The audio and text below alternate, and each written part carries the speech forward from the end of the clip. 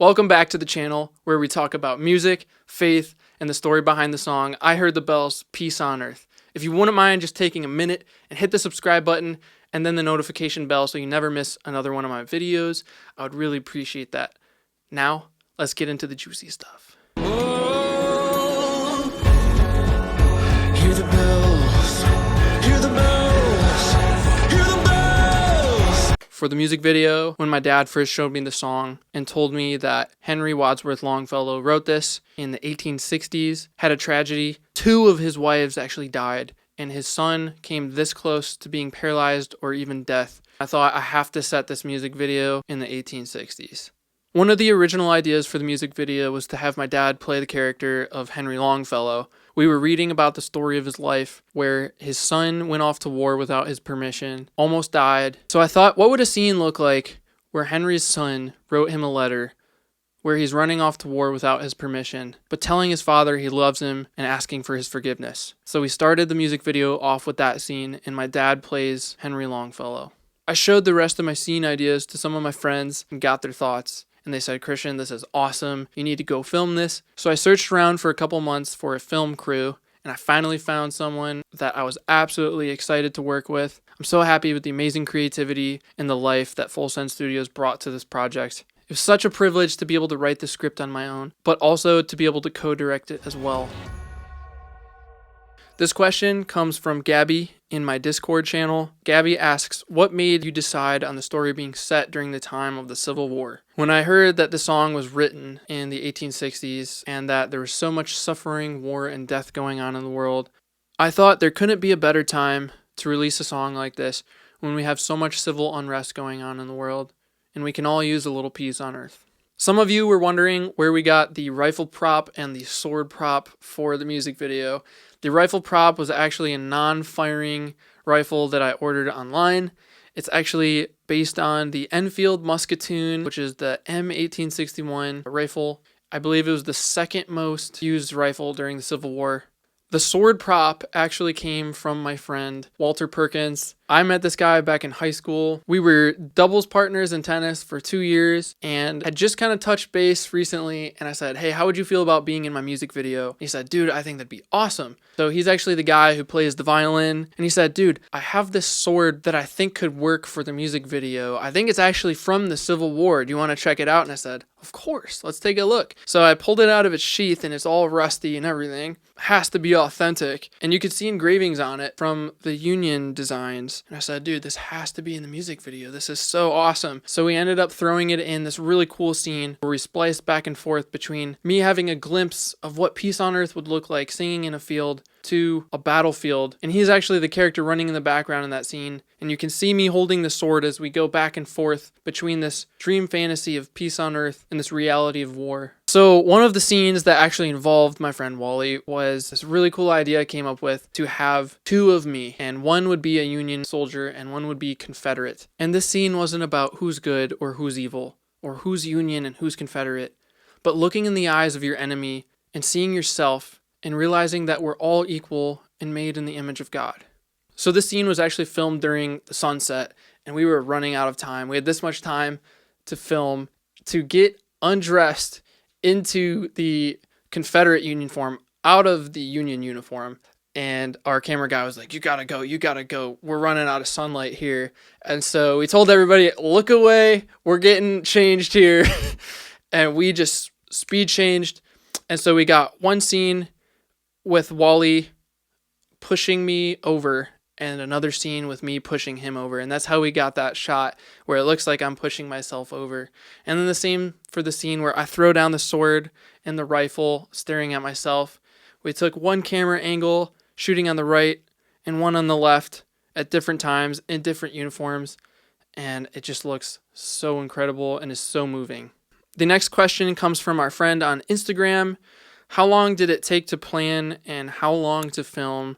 This question is from Nurture and Love. This video took about 2 months to plan, I would say, to come up with the script, write it all out, come up with the ideas, fix them up, and then to film. It took us about 2 very long days, 2 12-hour days. And editing the video took about another month. Our next question comes from our friend in Discord. This is from Alex. Alex says, where did you film the video? So some of these scenes were filmed in Goodrich, Michigan at a friend of ours' house from church. And a lot of these scenes in the amazing pine woods and in the field. And then also in front of their house, they had this really cool gravel driveway. That's where we filmed the scene with my two little cousins. They play these two amazing kids who have been lost from their home, separated from their mother, and are chased by a shop owner in the scene. All of these scenes take place at our friend's house, and the opening scene was kind of funny. We drove by a driveway to a tree farm called Elling Tree Farm while we were scoping out filming locations, and I said to my friend Cliff, I said, this place looks amazing. What's it going to take to get permission to film here? So I called them up and I said, we have to film here. And the guy said, no problem, go ahead. So we got the opening scene in this amazing looking, I call it the tree tunnel. And then I got this idea to rotate the camera really fast as if I transport to the next scene. Next scene where we rotate into, I had the idea to film all in one take, which is pretty difficult considering everything we had to do. I had to spin the camera, walk forward, and then we had to be able to have a guy playing the bass drum pop out on the right, a guy playing the violin pop out on the left, and then me drop down while the camera pans, and then when it pans back to me, two guys pop up with me. All of this in one take. So we took about 10 takes to get this right, and finally we had the take. And we look back, and we're watching it, and my friend John says, oh, sorry guys, I was wearing my glasses. And we're all like, dude, we had to keep this 1800s accurate. So no glasses allowed, no modern clothes allowed. I really, really wanted this film to be authentic. So we had to do about another 5 takes to finally get this right.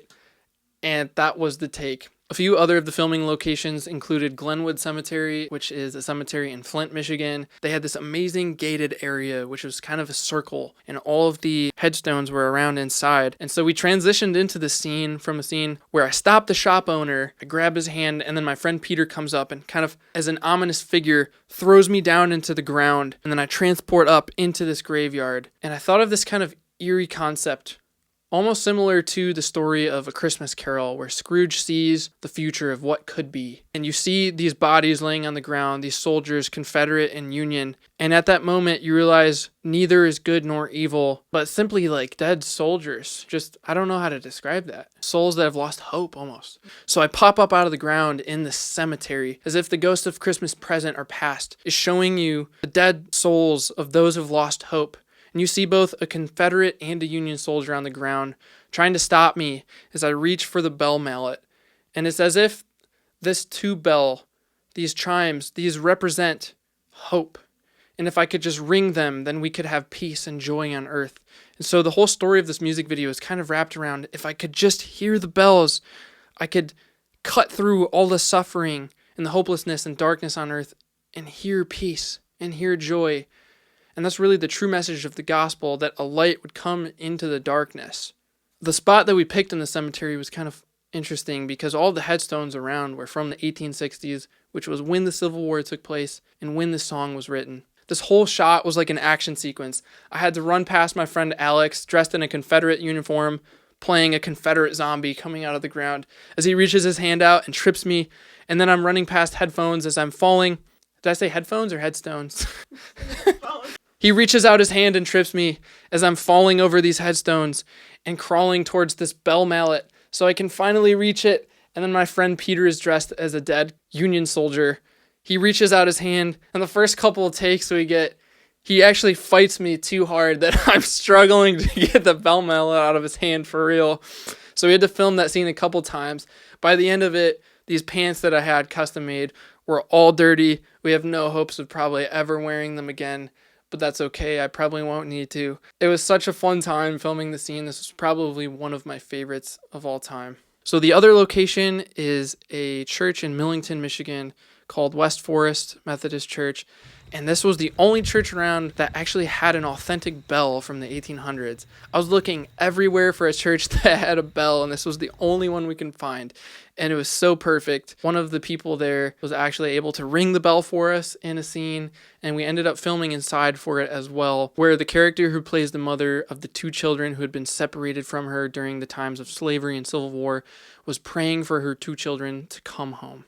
This next question comes from our friend Kimberly in my Discord channel. Kimberly says, were there any bloopers and what scene took the longest to film?